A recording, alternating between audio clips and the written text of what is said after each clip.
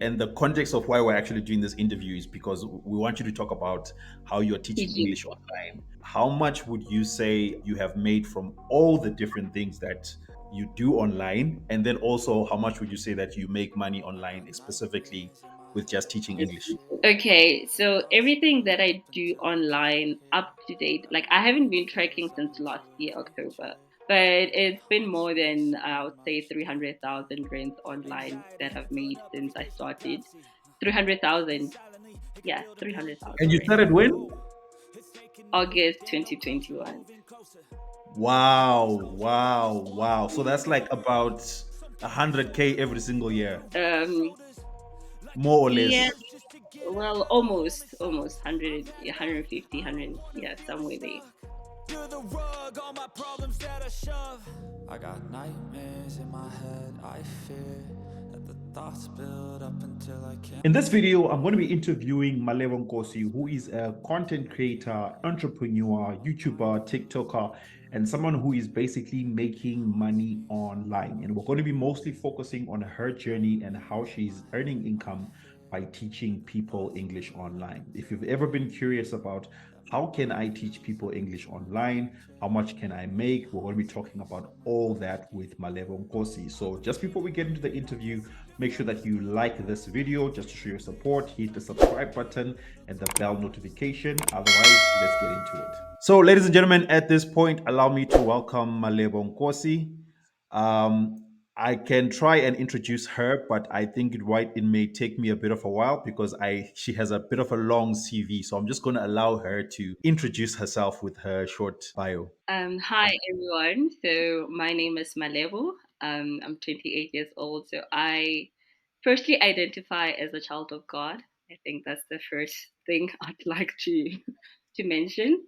Then I'd say that I'm also a content creator, a budding social entrepreneur, and currently, I guess I've been a freelancer slash self-employed for the past year. So it just marked the year. I think yesterday, that's my official date of not being employed or formally employed, anyways.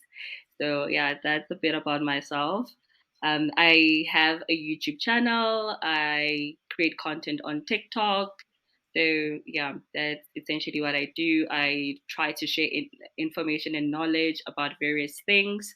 I don't want to just say about making money online because right now it's like an array of things that I'd like to share info about. I think what I find value adding, I try to share it with my community. So that's a bit about myself. Awesome, awesome. Thanks for the intro there. Where are you located? And tell us a bit more about that as well. Okay, so currently I'm based in Pretoria, and yeah, I'm back in Pretoria because I grew up in Pretoria, but I'm not originally from Pretoria. Originally I'm from Limpopo. So yeah, that is my location currently, and I work online, so it doesn't really matter where I am. So I could be anywhere in the world, really. No, the That's why reason we're I able was to have this interview so nicely. Cape Town, Pretoria. I think the internet is such a great place these days. awesome. No, the reason I was asking is because a lot of people think that these online things are mostly like for Americans and Europeans. Oh, So I just okay. so I and most of my audience is mostly people based in South Africa and Southern Africa. So I wanted them to see that this is Mm. someone who is just like them, and they Yes, shouldn't be worried thinking that okay, this is not going to work for me. The next question definitely. that comes to mind is what made you get into this space? I mean, people are looking for jobs every day, people are studying, trying to Mhm. get jobs in line with what they studied. How did you get into the online space? Okay, so in terms of content creation, I started in 2020, right? But then in terms of making money online, I started in 2021. So how it happened is that I started with traditional ways of making money. So I started with bold and deliveries. And at the same time, I was exploring like, okay, how can I make additional money? Because at some point when I started to become serious in my spiritual walk, there was a time where I tithed and I was left with 400 bucks, and I was like, no, this can't be my life. I'm left So with you were 200. broke as well. So yes, I was very broke. I was very broke when I started. And like the first month, I was very fortunate in that I found very great sites from the get go. So sites like Prolific. I remember my first month I had already made like 800 just from surveys, and like you can't convince anyone who has made 800 bucks from surveys that they can't make money online. 800 So rands. yes, Prolific is that good. Like within a week, I was on Prolific. I was on Field Agent. Field Agent also got me like 400 bucks. I was like helping my family, and my some of my friends were also making like money from these sites. So for me, it was like a frenzy really when I started out, and there weren't a lot of people doing it. I did get a lot of help from Queen Magomani. I have to give her a shout out because that's where I mostly got my information when I started out. Then I realized that for her to make a lot more money, she actually like she's an affiliate marketer. She shares her links and so forth. And Yeah. since I was a content creator, I did that as well. And luckily enough, I started sharing my journey on TikTok about how I'm now making money with deliveries. I was making money with through deliveries then, and then I was making money through surveys and also missions. So I was just organically sharing my journey. Then my some of my TikTok videos went viral, and after going viral, I learned, as I mentioned, I learned about affiliate marketing. So as my account was going viral, my affiliate accounts were also going sort of viral. That's when TikTok wasn't as strict as it is. So you could say link in your bio very nicely. So I got like, I remember there was a day I got $70 just from like affiliate marketing in In one one month. day. And that was in October. Yeah, in one day. Sorry, not one Wow. month. In October. In the first month of affiliate marketing, I had made about $600 or something, and in total because it was a multiple, like what are they called, platforms that I was promoting. Different things that you're So my promoting. journey Okay. was really smooth beginning. At the start, it was very smooth. So yeah, that's what I can say about my making money online journey so far, or how it started, anyways. Okay, okay, we'll get to the money part. I'm going to ask you that again.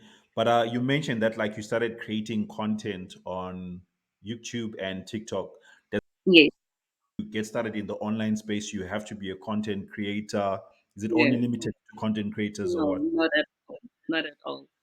I just like sharing information. It just happens organically on my end. It's not a matter of you need to do that. If you can, definitely, I encourage people to share their little, um, I don't know, corner of life. Just share whatever you want to share. I think the internet is a space that welcomes various opinions and various lifestyles. Whatever you want to share, you can share if you want to do that. Yeah. Okay, And there is interesting. money to be made as well. There's lots of money to be made. Yeah, from content creation. So Would definitely you do that. would you say it can be compared to having a job? Let's say I'm not sure what average income is. I've heard people say it's around 3,000, but I've seen some people getting paid maybe like 10 to 15,000 rands a month. Would you say as a content creator you can earn more money from that? Definitely. I feel like if you're unemployed, you're at home and you really don't know what to do, and you have something, some value to add in some form, definitely try out content creation. The thing about content creation is that when you're starting out, it might not feel like you are adding any value even to yourself, and it might not feel like you're ever going to make any money from it. But with consistency, you definitely will see the results, and you will make more money than anything else you probably will do from content creation if you do explore it. So I'm not trying to sell the content creation bit, so that's why I'm not stressing too much on it. But it's something that you definitely should consider as a side hustle, as a main hustle. If you are very passionate about it, do it. I sort of am on a full time basis on it, I'd say. So yeah, definitely. You can make your upwards of 15K on good months, but it's just like any freelancing gig. There are good months, there are bad months. So you really need to be financially sound, and you need to be financially prepared for the move because when you're starting out, you might not be able to match month after month. But when you grow, you start to see, okay, my average has increased to maybe 15, Yeah. then now increasing steadily. So I can start making financial plans around this amount because I know that it will never be below that. So yeah. So you've mentioned lots of different things, and the context of why we're actually doing this interview is because we want you to talk about how you're teaching Teaching. English online. But you've Okay. mentioned lots of different things. How much would you say you have made from all the different things that you do online, and then also how much would you say that you make money online, specifically with just teaching English? Okay, so everything that I do online up to date, like I haven't been tracking since last year, October, uh, because I just stopped tracking, honestly. But You're then, making so much money, you don't care about tracking anymore. no, no, it's really not that deep at the moment. I hope it goes to that point where, yeah, you know, I'm making bank every single month, every single day. But it's been more than I would say 300,000 rands online that I've made since I started. 300,000, yeah, 300,000 And you rands. started when? August 2021. Wow, wow, wow. So that's like about 100K every single year, Um, more or yeah, less. well, almost 100, 150, 100, yeah, somewhere there. So yeah, That's I'd say it's amazing. that amount. And then in terms of teaching English online, I started in Jan 2023, sorry. And so far, what I've tracked it to be is, I think, about 35K right now just on teaching alone, right? But because of, I'm an affiliate marketer, and one of the affiliate programs that I'm part of is part of teaching English online. I've made over maybe 30, uh, okay, not 30, 20K just on the affiliate side for teaching English. It's just telling people about it because one of the links, when someone buys the course that's related to teaching English as a foreign language certificate, then I get like a commission from it. So yeah, that one I think I've made close to 20K through it.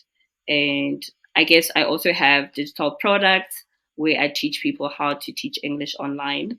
And that's also made me some X amount of money. I think maybe between 6 and 10K. So that's how I see it, because I try to have various income streams from like the same thing and not have just one thing. So yeah, that's how it's been for me. So the conclusion is that there is lots of money in teaching English online. There is definitely money when it comes to teaching English online. Whether you're just teaching on its own, or you are doing affiliate side and you're also maybe teaching people how to teach English online, yeah, there is definitely money. Awesome. Awesome. Thanks for sharing that. I'm thinking maybe someone doesn't know exactly what it means to teach English online. Does it mean like I just talk to someone like you and then we're teaching each other English? Please explain what do you mean teaching English online? Do I need to become an English teacher, certification, all the stuff? How does it work?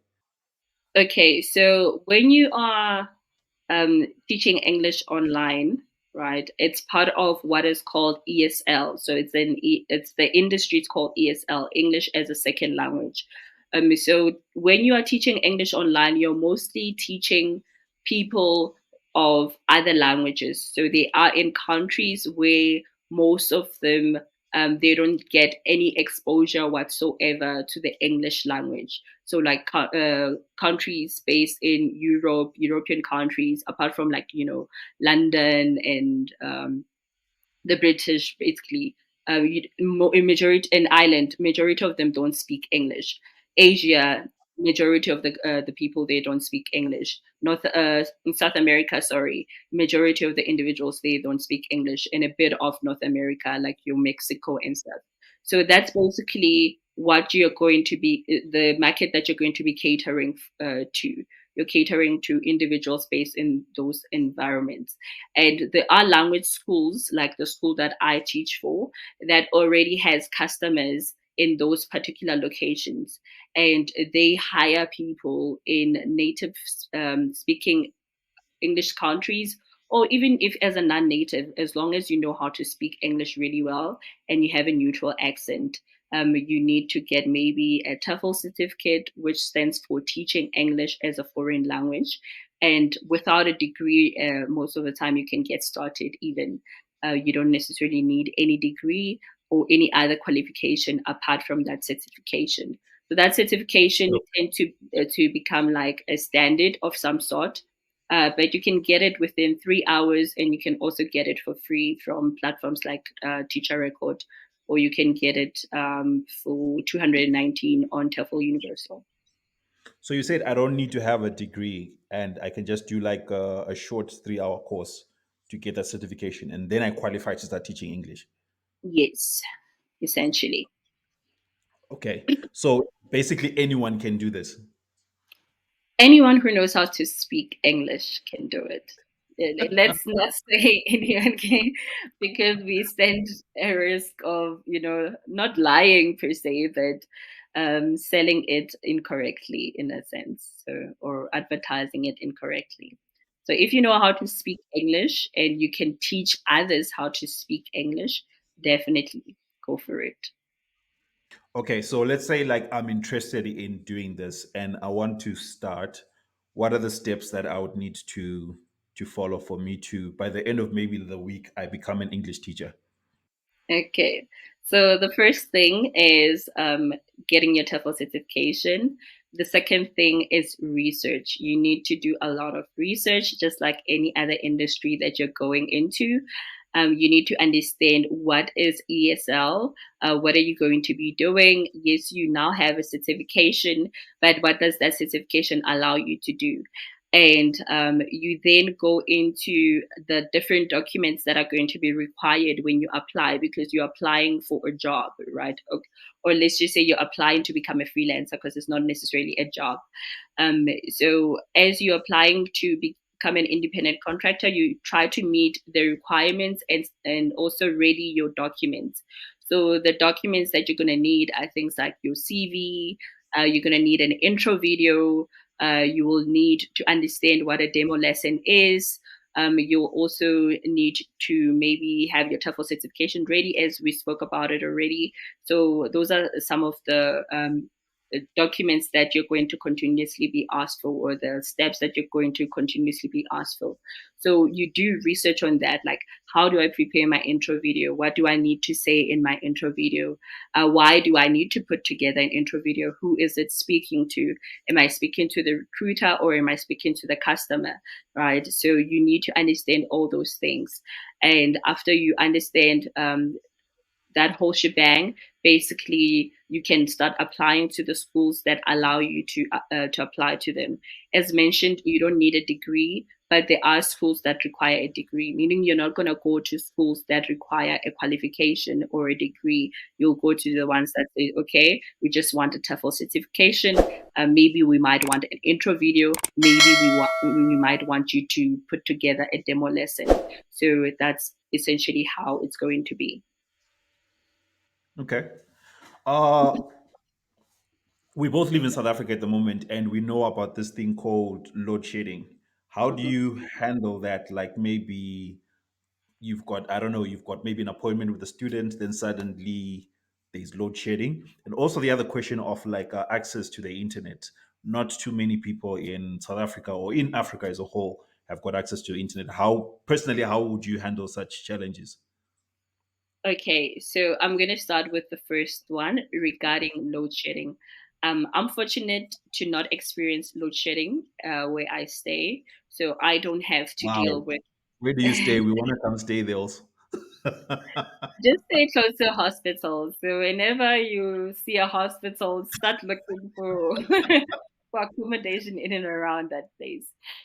So yes, I don't experience load shedding on a daily basis, but if you are someone that experiences load shedding on a daily basis, you need to obviously um, do your classes in and around your load shedding schedule if you don't have a backup solution.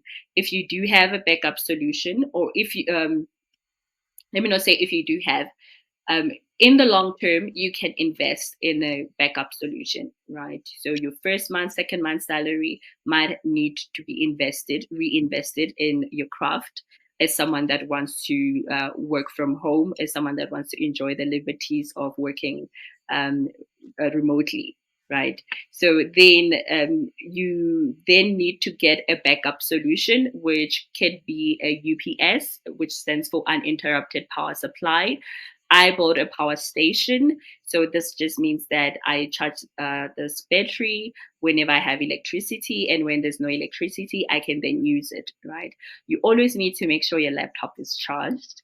Because then it gives you X amount of hours. You also need to get maybe like lights um, for when there is no electricity at night. So, like portable lights that don't require electricity, or that can be charged and you use the battery when there's no electricity. Then another thing is you have generators, those that can get generators. You have solar panels or other solutions, anything that's a backup power solution, right? Inverters, people buy inverters and car batteries. They say it's about 2K for that type of solution. And some say it lasts them 8 to 10 hours. And they can charge various devices. So do research on that. As I mentioned, research is a very huge component of this journey.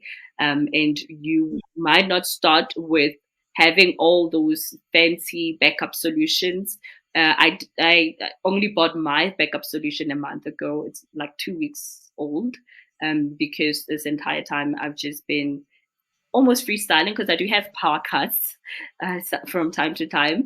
I'll visit a friend and do my work from there because they frown upon canceling classes. You can't cancel classes like that are going to happen just now or maybe tomorrow and stuff like that. You need to give them like a 24-hour notice. So when you have classes, when you thought electricity was going to come back and it's not coming back, you need to make a proper solution for yourself. Just like any other customer, if a customer was to buy from you, you're not going to give them excuses to say, oh no, there's load shedding. They need their services to be rendered. So you need to also render your services to either your school or the person that is trusting you with the class. Some students become very comfortable with only you. And if you keep on canceling, that's inconveniencing them. So you need to look into that definitely.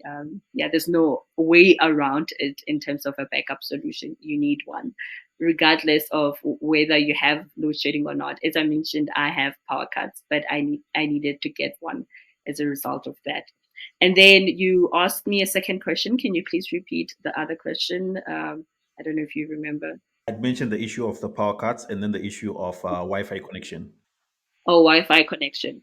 Okay, so unfortunately, they do require a certain internet speed. Um, the connection, it could be Wi-Fi, it could be, I wouldn't say data. If you say data pack and they know, they will, like just a normal data sim, it could be a bit of a problem. They require, they would prefer that it's fiber and it's at least 10 Mbps, both for upload and download. So that is 10 B, something that's that, 10 megs per second. Okay. yes. Mhm. So that's something that you need to look into. I know at my complex, Vodacom is running a special where you get it for about 300 bucks, 10 Mbps for upload, and then 20 Mbps download for 300 bucks. So if you're living in a complex where Vodacom is running that type of special, look into it. So yeah, I like the fact that you said that it's an investment. I think people always have this misconception that if you're doing stuff online, money just comes in something. and then you just spend the money. But then people don't understand that that little money that you make at the start, you put it back in the business. It Mhm. keeps growing like that until you get to that point where by now, yes, you can spend and the business runs by itself. Itself, definitely. What would you say are some other misconceptions that people have from your experience that you have seen people having about teaching? English online? Okay, so I think one of them is that it's a job. So it's definitely not a job. You are an independent contractor. So if we were to have a compare and contrast moment, so a job, you get benefits. A job, you're guaranteed that you're gonna still have a job tomorrow, majority of the times, right? Unless you're working for some gangsters. But if you're not, that's the case. And then with another thing is how KPI driven it is, right? So sometimes you get bonuses according to your KPIs. I think people that work in call centers will be accustomed to the type of um, work ethic you're expected to have when you are teaching English online. So you do get bonuses. It's like bonus based, and it's like, okay, if you get this type of milestone, you get this amount, and all of those things, all of those type of incentives. Whereas in a job, those type of things happen rarely. It's like, okay, do your projects, finish them, and that's it. Um, then also the English buffing part. So you don't need to be expert level. Like your English doesn't have to be of a professor or whatever the case might be. And also you are not teaching students grammar 90% of the time. It's mostly just conversational English. Yes, they might bring up grammar topics there and there. And it's Please, please tell us like the difference between conversational and grammar English. Okay, so with grammar, you obviously would need to teach them like different parts of the speech to say, okay, this is a noun, pronoun, this is this and that, verb. This in English we use SVO in terms of sentence structure. So those are the type of things you'll be going into if you're going the grammar route, right? But a majority of the time, it's conversational English. So we're just having a conversation like this, nothing really hectic, but then because of thinking, because of the students level, sometimes they'll ask you, oh, is this am I struggling with verb tenses? As a teacher, you also need to know what your students are struggling with. It doesn't mean you need to know the grammar rules per se, but you need to understand, oh, okay, my student is struggling with verb tenses, they're struggling with pronunciation, they're struggling with this and that, but with word order, word choices. So it's more of a like a struggle, like knowing how to categorize your student struggles more than Okay. knowing the grammatical um, you know wording and all of those things that go behind the English language. And that's how ESL is based. It's more about teaching someone how to speak, how to conduct themselves, and how the West uh, operates 90% of the time, versus it is about, okay, how do you spell this and that? Unless if you're teaching kids, and some kids, you could be teaching them like things like phonetics and all of those things. But majority of the time, I don't teach kids, I teach adults. And with adults, you don't teach them phonetics. It's like they already have a language that they know. So they are sort of trying to translate from their language to ESL, but we don't translate a lot because you don't want them to think that translating is how they speak. They need to learn the language Okay. organically Okay. without Makes sense. translating. Yeah. Okay. So like what are some of like the countries that you work with actually teaching them English? You kind of mentioned this earlier on, but I was hoping you just go in a bit more about it. Okay, so these will vary from platform to platform, but I'm part of the biggest language school in the world, I believe. So they have customers from all over the world, and I've taught, yeah, students from almost everywhere. Majority, I would say, are from Italy and Brazil. Thirdly would be Japan. So looking at countries, but looking at regions, yes, you get Asian students, you get European, you get South American students, North American students, some African students, but yeah, less than a handful. And then let's see what else. Yeah, it's been mostly from those countries. And also, you kind of mentioned that like some of the students will get an attachment to you, so you need to make sure that you're always available and you don't cancel, how would you differentiate yourself? Because I'm kind of seeing it like maybe it's a bit of like a competition, that these students prefer to work with you as compared to other teachers that are already available. Or am I looking at it from the wrong angle? Like, No, you're not. is there competition to say that, Definitely. okay, I Yes, need to market myself as a differentiate myself from other teachers so that I get more yes, students? How does yes. that work? Okay, so it depends on the school that you're with. So the school that I'm with, schools, they are marketplaces. If you know how Fiverr works, they work the same as Fiverr. So you Okay. have a number of teachers, and they basically have created profiles. And remember earlier on, I spoke about intro videos. So they also have intro videos. So students go through like the teachers' intro videos, especially new customers. They'll go through the teachers' intro videos, checking who they would want to work with, who they're comfortable working with, based on the price range, based on the experience, based on the country of origin, and so forth, native speaking level, and all those criteria that the student has on their side.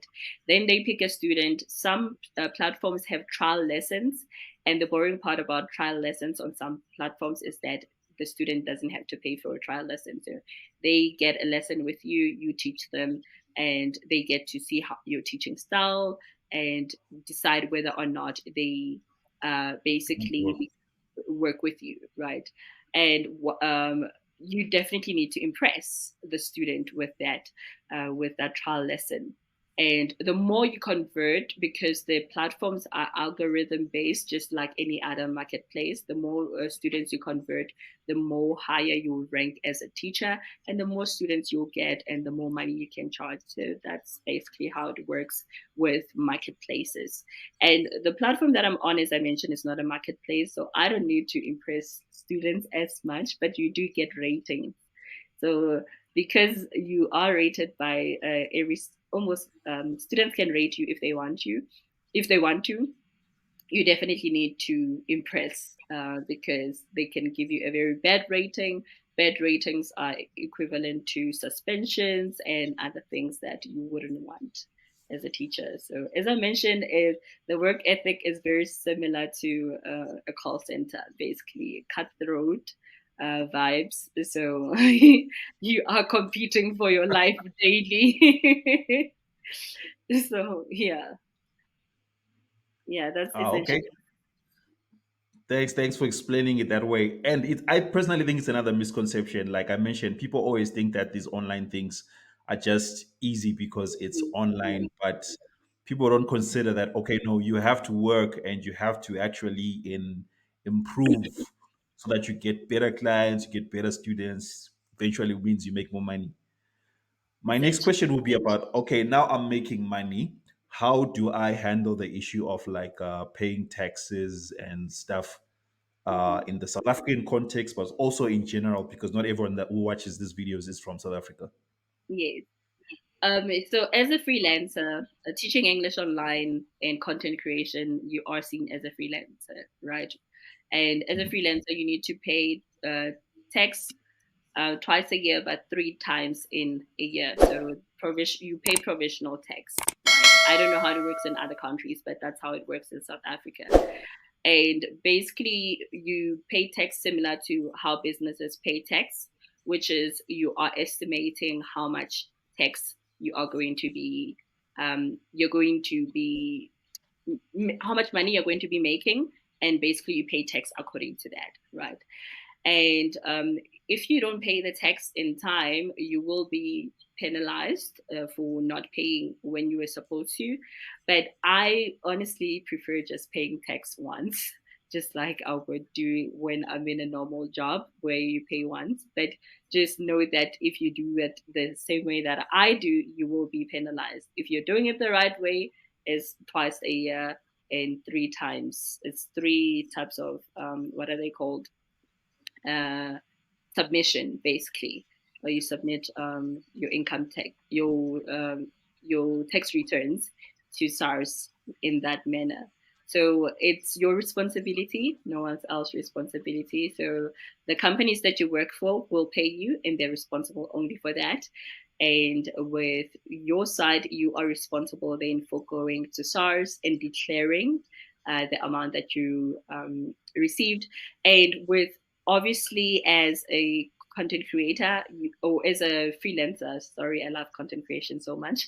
As a freelancer, you then need to understand that you are paying on the profit that you've made, and you're not necessarily paying just any amount like income, right? So, for example, you guys can see how Marshall's background looks so lovely. The mic that he has, the laptop, those things can be tax Thank deductible. you. So can definitely tell SARS like I had to buy this and that. The backup power solution that I just bought, I can definitely subtract it from SARS and so forth. But you need a tax practitioner. I am not a tax practitioner. I've said more than what a normal person actually understands and knows about tax. I think I'm gonna get myself into trouble even. I think you've done a good job so far, though. So yeah, let me just say that let's leave it to the text specialists from here. So I usually just get a text practitioner because it's a lot of work, and you need to just give them your financial statements, your bank statements, and your invoices of different things that you need to purchase. Keep those receipts and so forth.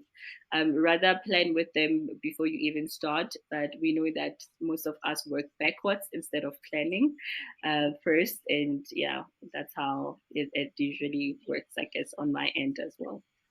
In the online space, regardless of the different things that we do, there are always those people who just want to show up and take people's money. I'm talking about scammers. Mhm.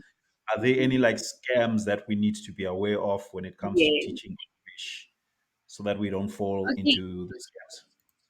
Mm. I haven't seen specific ones for teaching English online, but what I've seen is since I have classes, teaching English online classes, when I follow someone, they usually get followed by a scammer that has created an account using my profile, basically, or using a profile that's similar to mine, and they will reach out to this person, ask them for their WhatsApp numbers.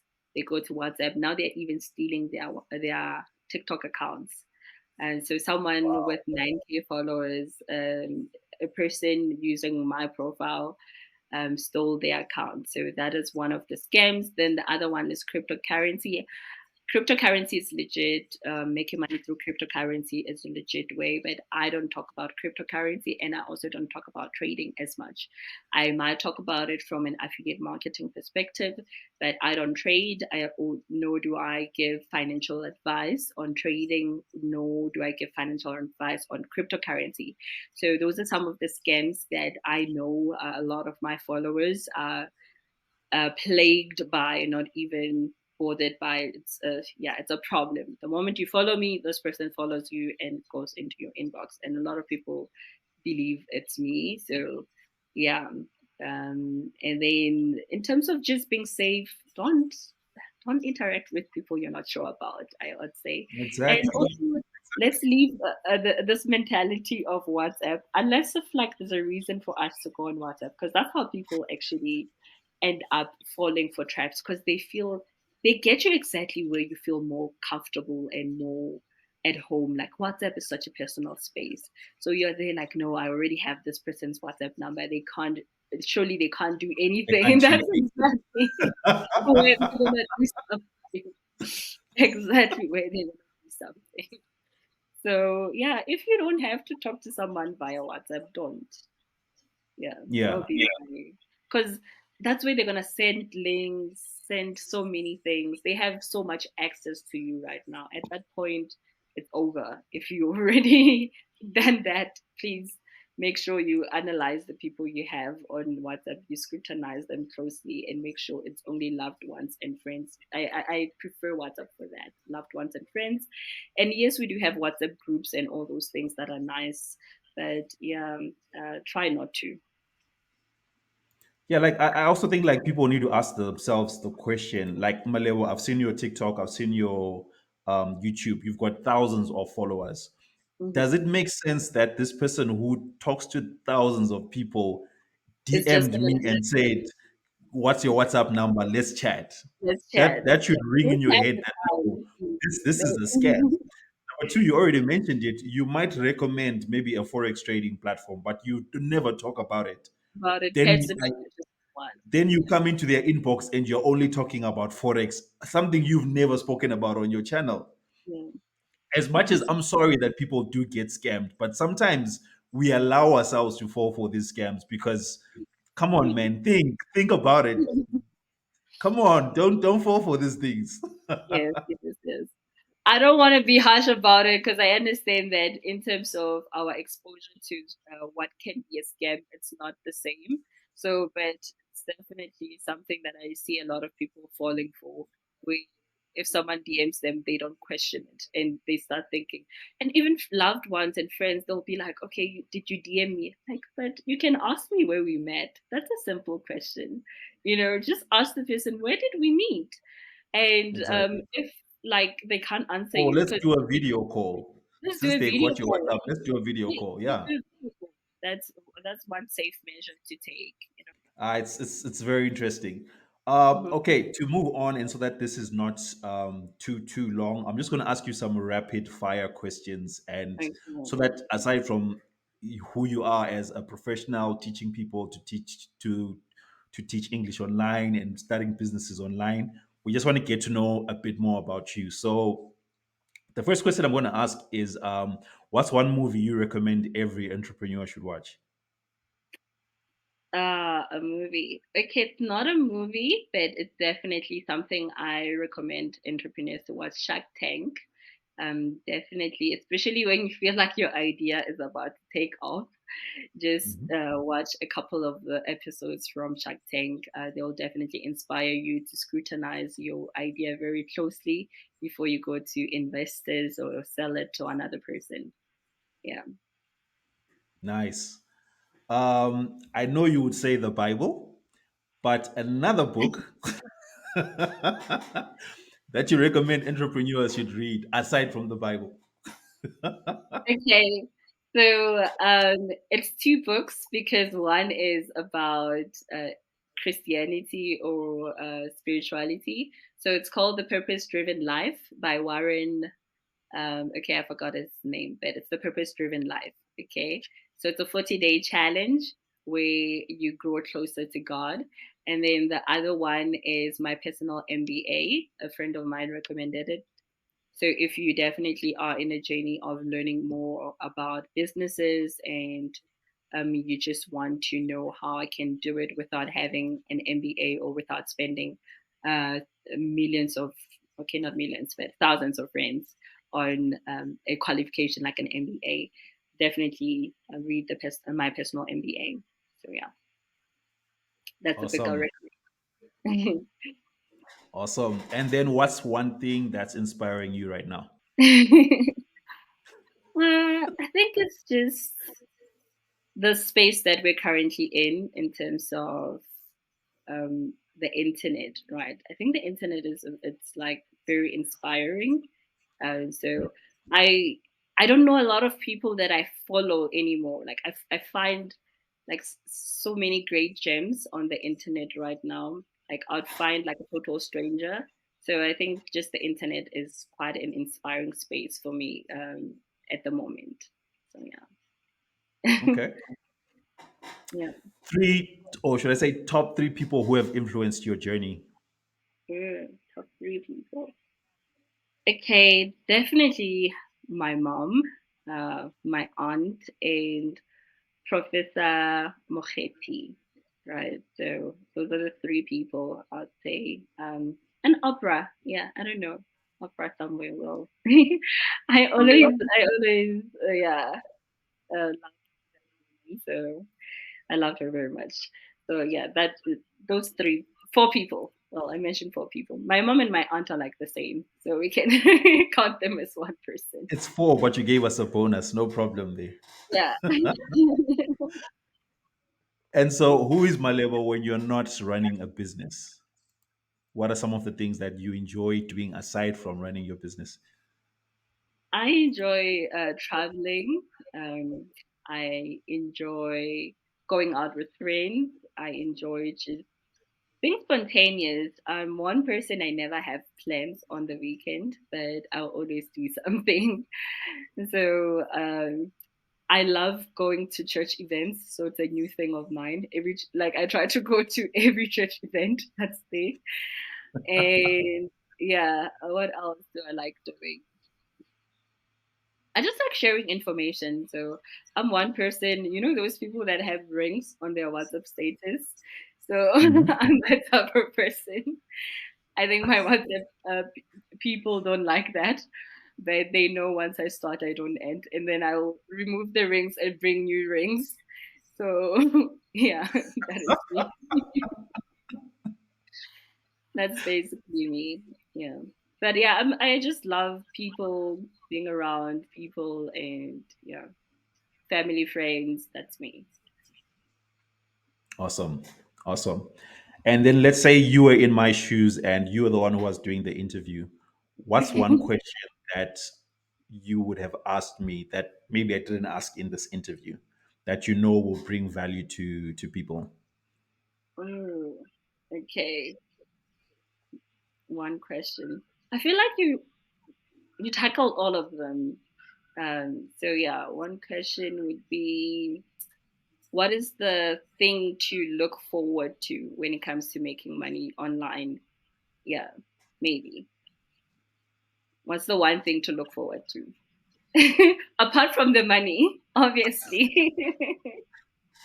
Okay, so you've asked the question, now give us the answer. No, really. I was hoping you answer. Okay. I would say for me, it's the freedom that comes with making money online. So there's a lot of freedom in terms of what you are able to do. And also there's a lot of freedom in terms of your schedule. So today is like a Monday at 11, and Marshall and I are able to have an interview online. Whereas if we were No one asking us, have you done my work? exactly, we're in conventional jobs, then this couldn't happen, right? So I think Yeah, that's one thing I appreciate a lot about the ability to make money online, just the freedom that comes with it.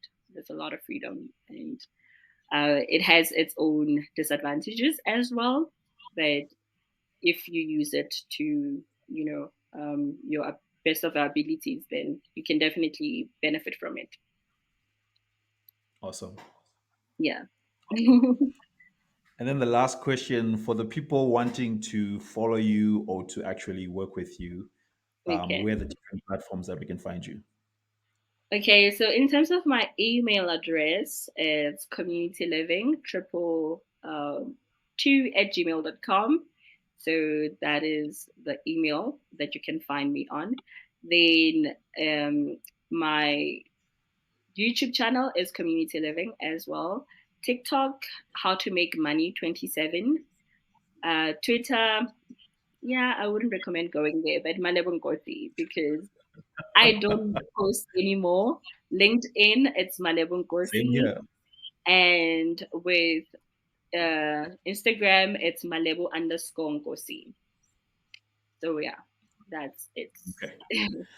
I'll make sure to also include them in the description below of this video. But otherwise, thank you so much, Malebo. It's been a pleasure Thank having you so you. much for having me. It was a Hoping nice, you'll come back again and share more valuable information with us. definitely, definitely. And we will also collaborate on another video on my channel. So we're not sure when that's going to come out. But if you've checked this one out, hopefully you'll be able to check the other one out in a month or two. So don't rush that one. Yeah. Awesome. Thanks, Malebo. Take care. Sure. Thank you.